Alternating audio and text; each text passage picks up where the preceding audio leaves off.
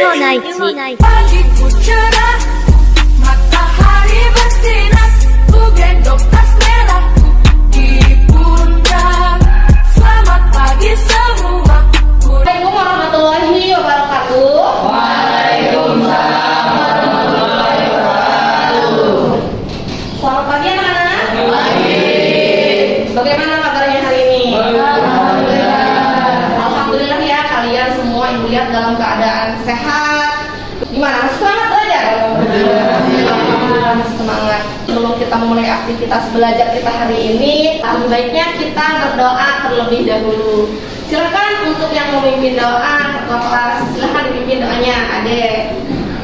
Bismillahirrahmanirrahim.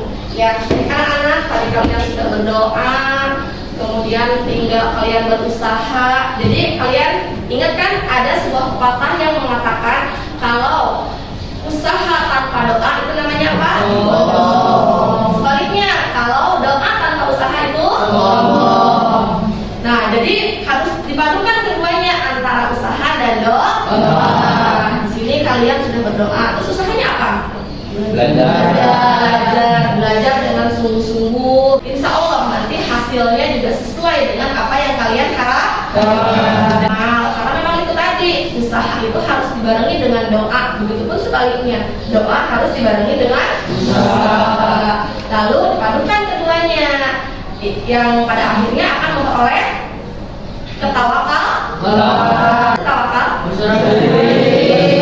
Diri atau pasrah segala sesuatunya kepada Allah. Paham ya? Oke. Ibu cek kehadiran dulu. Ada yang tidak hadir hari ini? Hadir semua? Oke, alhamdulillah hadir semua ya. Semoga seperti ini. Kan masih ingat tidak minggu kemarin kita belajar tentang apa? Ada yang masih ingat? Tentang apa? Coba Fajria, apa itu anekdot? Ialah kata-kata lucu yang berisi sindiran tentang publik atau lain. Oke, masih ingat unsur-unsurnya atau strukturnya? Ada berapa kemarin struktur teks anekdot? Ada 5. Yang pertama? Abstraksi, kemudian reaksi. Oh, ya, alhamdulillah, kan semuanya masih ingat. Ibu mau tanya dulu nih, kalian suka tidak jalan-jalan? Suka jalan-jalannya itu ke luar negeri, ke luar kota, atau di wilayah kita sendiri? Luar kota. Kemudian ke luar negeri. Wah, hebat ya, suka jalannya ke luar negeri. Pernah ada yang luar negeri di sini? Tapi nggak apa-apa. Kalau punya keinginan tuh harus setinggimu. Pengen ke luar negeri katanya kuliah ya. Kita doakan semoga tercapai nanti.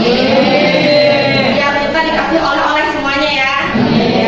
Yang menurut kalian di Banten itu banyak tidak tempat wisata yang layak untuk kita kunjungi? Ada apa? Museum Banten, Gunung Pinang. Pernah ke Gunung Pinang? Kalian tahu nggak sih sejarah Gunung Pinang itu apa? Mau tahu tidak sejarah Gunung Pinang? Oke, aku akan ceritakan sejarah Gunung Pinang dan ini akan berkaitan dengan materi yang akan kita pelajari hari ini ya. Jadi suatu hari seorang ibu janda tua itu mempunyai anaknya bernama Surya. Mereka itu tinggal di pesisir pantai dengan keindahan laut yang mempesona. Nah, pada suatu hari ketika dia sedang melamun di tepi pantai, kemudian ada kapal besar menghampirinya, yang di dalamnya itu ada saudagar kaya raya yang sedang mencari anak buah untuk bekerja di kapalnya. Akhirnya si Surya itu pergi ke ibunya, meminta izin baik-baik kalau ini kesempatan karena ada yang menawarkan untuk bekerja di kapal yang besar milik saudagar kaya raya. Dengan berat hati si ibunya mengizinkan karena si Surya itu kerjanya ulet, rajin. Akhirnya si saudagar kaya itu tertarik untuk menikahkannya dengan putrinya. Pas disambar petir gitu kan, si ibu itu langsung sedih karena melihat anaknya seperti itu. Akhirnya yang dia khawatirkan itu terjadi. Ketika sudah kaya melupakan ibunya. Ibu berdoa, ya Allah, kalau memang dia anakku, sih hukuman yang setimpal, apa yang sangat besar, terbalik. Kemudian menjadi sebuah gunung. Dan sampai sekarang disebut dengan Gunung Pinang. Jadi coba, apa yang bisa kalian ambil dari cerita tersebut? Jangan durhaka kepada orang tua, apalagi kepada ibu yang sudah melahirkan kita, yang membesarkan kita. Doa ibu itu sangat mustajab. Apapun yang ibu doakan itu sesuatu yang memang betul-betul akan didengar oleh Allah. Maka kalian tuh harus memuliakan ibu kalian. Paham ya? Pelajaran kali ini akan berkaitan dengan cerita yang tadi ibu sampaikan. Apa yang akan kita pelajari hari ini? Ini materinya. Yang pertama, kalian akan mengidentifikasi nilai-nilai dan isi yang terkandung dalam cerita rakyat atau hikayat baik lisan maupun tulis. Kemudian pencapaian yang harus kalian sampai gitu setelah kalian mempelajari ini itu ini. Kalian bisa menjelaskan karakteristik hikayat, menjelaskan isi yang terkandung dalam hikayat. Tujuan pembelajarannya, nanti ibu akan sajikan teks yang berjudul Wayang Budiman. Kemudian kalian itu harus bisa menjelaskan karakteristik hikayat. Dan yang terakhir, kalian harus bisa menjelaskan isi yang terdapat dalam teks Wayang Budiman. Tadi yang sudah ibu ceritakan tentang Gunung Pinang, hikayat atau cerita rakyat? Ya, betul ya, itu cerita rakyat tapi bukan hikayat. Tapi sih kita harus belajar hikayat. Yang pertama itu karena hikayat itu warisan dari leluhur, dari nenek moyang kita yang harus kita lestarikan.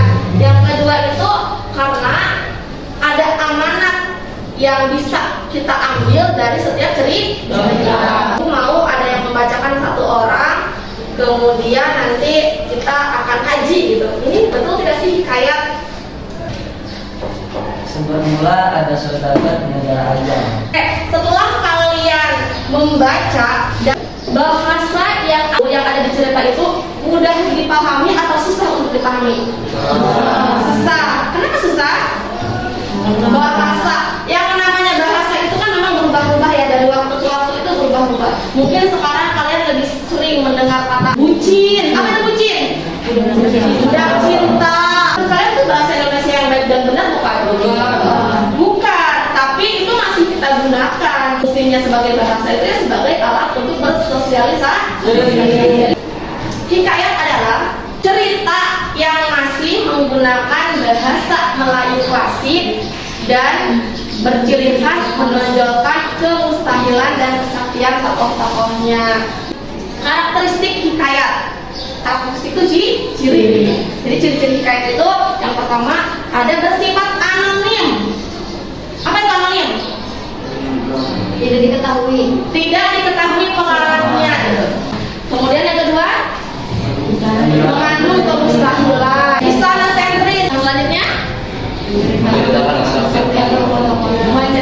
kesaktian tokoh-tokohnya menggunakan banyak kata lain.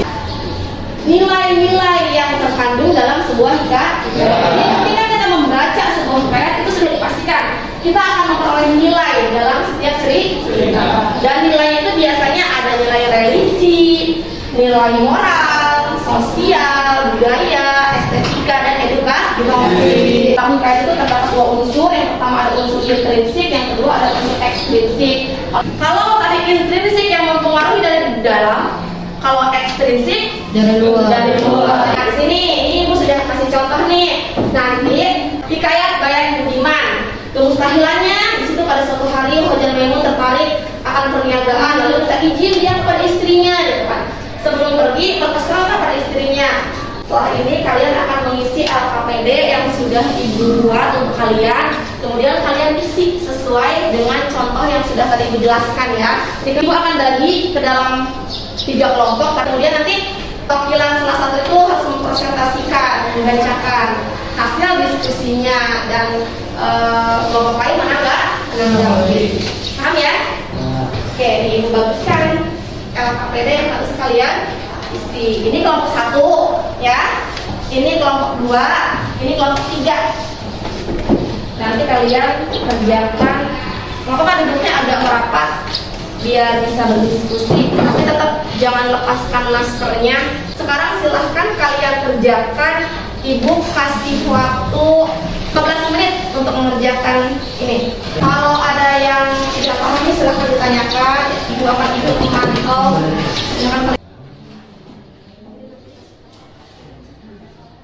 Sudah? Sudah selesai? Sudah semua? Oke, kalau sudah, berarti sekarang kita akan mulai presentasi kelompok. Dimulai dari kelompok 1 ya, kelompok 1, kemudian dari kelompok 2 dan kelompok 3. Ketika kelompok 1 presentasi, kelompok 2 dan kelompok 3 harus menanggapi. Assalamualaikum warahmatullahi wabarakatuh. Waalaikumsalam warahmatullahi wabarakatuh. Saya perwakilan dari kelompok 1. Dalam hikayat tersebut terdapat nilai agama. Memohon kepada Tuhan dengan berdoa dan bersedekah agar dimudahkan urusannya. Oke, itu saja dari kelompok 1. Assalamualaikum warahmatullahi wabarakatuh. Silakan perwakilan dari kelompok 2 untuk mempresentasikan hasil kerja kelompoknya. Assalamualaikum warahmatullahi wabarakatuh. Nilai sosial. Nilai sosial yang terdapat di dalam kegiatan tersebut adalah membantu orang-orang yang berada dalam posisi kesulitan. Oke, sekian dari saya. Assalamualaikum warahmatullahi wabarakatuh. Waalaikumsalam warahmatullahi wabarakatuh. Kelompok yang terakhir, kelompok 3 untuk mempresentasikan hasil diskusinya. Silakan perwakilan kelompok 3. Budaya dalam teks hikayat tersebut adalah mengadakan sayembara, ya kan? Untuk dijadikan penerus tata selanjutnya. Tepuk tangan buat kita semua. Ini Ibu perhatikan dengan seksama cara presentasi kalian dari kelompok 1, kelompok 2 dan kelompok 3 itu semuanya sudah bagus ya, sudah baik. Berarti kalian sudah cukup paham nih gitu. Bagaimana caranya mengambil konsep nilai dalam sebuah cerita. Dan Ibu sih berharap kalian bisa mengaplikasikan apa yang menurut kalian baik dalam kehidupan sehari-hari. Tadi kita sudah belajar tentang apa saja nilai-nilainya, nilai apa saja? Ada nilai agama, nilai sosial, nilai budaya, moral, edukasi, dan estetika. Oke, bagus sekali ya. Ya, ada yang mau ditanyakan? Sudah cukup? Semuanya paham? Jelas ya? Oke, kalau jelas, mari kita simpulkan bersama untuk kegiatan kita hari ini. Sudah belajar apa kita hari ini? Ayo, ada yang bisa membantu Ibu untuk menyimpulkan. Siapa? Surya. Oke, Surya, silakan simpulkan Surya pembelajaran hari ini.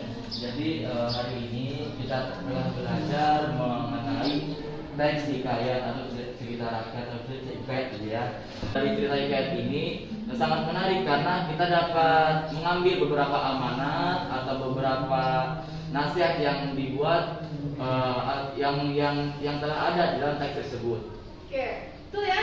Tepuk tangan ada untuk Surya. Jadi kesimpulannya sekarang kita sudah belajar tentang hikayat. Jadi hikayat itu memang sebuah cerita yang masih memakai bahasa Melayu klasik, tapi di dalamnya terdapat kemustahilan dan kesaktian tokoh-tokohnya.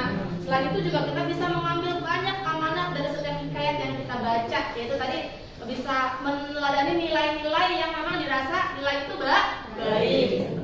Paham semuanya? Paham ya? Senang tidak belajar hari ini? Bisa dipahami keseluruhan dari awal sampai akhir? Kalau memang dirasa cukup untuk hari ini, berasa sudah selesai ya. Mari kita tepuk tangan untuk kita semuanya. Pembelajarannya cukup menyenangkan, kemudian kalian juga dari awal sampai akhir tadi terlihat semangat. Semoga terus seperti ini, semuanya kalian terus semangat gitu kan. Dan jangan lupa juga pesan dari Ibu, tetap menjaga kesehatan. Oke, kalau cukup untuk pembelajaran hari ini silahkan sebagai wujud rasa syukur kita karena hari ini kita sudah belajar dengan lancar. Kemudian kalian juga memahami semuanya. Kita tutup dengan berdoa. Silahkan dipimpin doanya Surya.